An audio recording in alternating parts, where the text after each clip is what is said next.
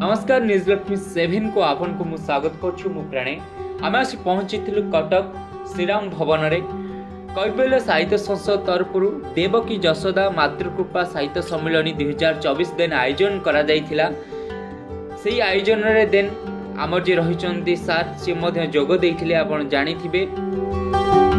आज आयोजन थिला देवकी जशोदा सम्मान रे सम्मानित करिया पई किछि प्रतिभावान व्यक्ति मानकु। तो सही प्रतिभावान व्यक्ति मानक मध्य होउचंती आमर जे सबुथिरे प्रिय गीत हो एंकरिंग रे बुलेट भाई तांको मध्य देवकी जशोदा सम्मान रे सम्मानित करा जायथिला। तांको गीत पई अशेष धन्यवाद। तांको सहित तांकर दि जण सांग मध्य आस्तिले तांको मध्य सम्मानित करा जायथिला। अति सुंदर भाव रे एई कार्यक्रम को आगे नहीं चलीथिले।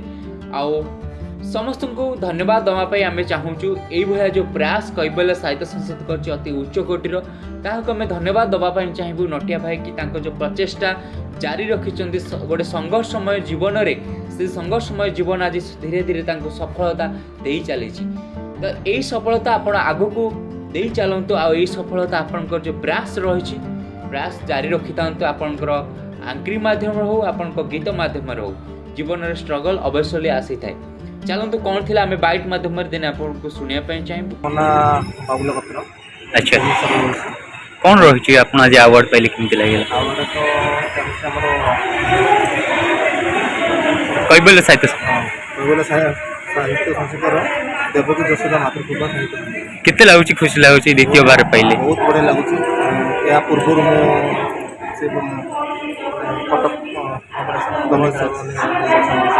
सारू कोयम गयो चाहे सारू कोन कहबे? सारू तो अशेष धन्यवाद माने काई ना से एते अरेंज करी कि एते लोक को डाकी कंटेस्टेंट माने लेखक जो माने कविता लिखुछंती समस्त को सम्मानित करछंती। सारू बहुत बहुत धन्यवाद। अच्छा केमति लागुची? बहुत भल लागुची। एक्चुअली संग्राम जो मुख्य चेयर अछंती तांको मु बहुत बहुत धन्यवाद देबी। कना या पूर्व मासरे हमरो धबळेश्वर लिंगराज सम्मानित करथिले युव कंटेस्टेंट सम्मानित करथिले। आगु प्रयास जारी रखिबो। केमति लागला आपन?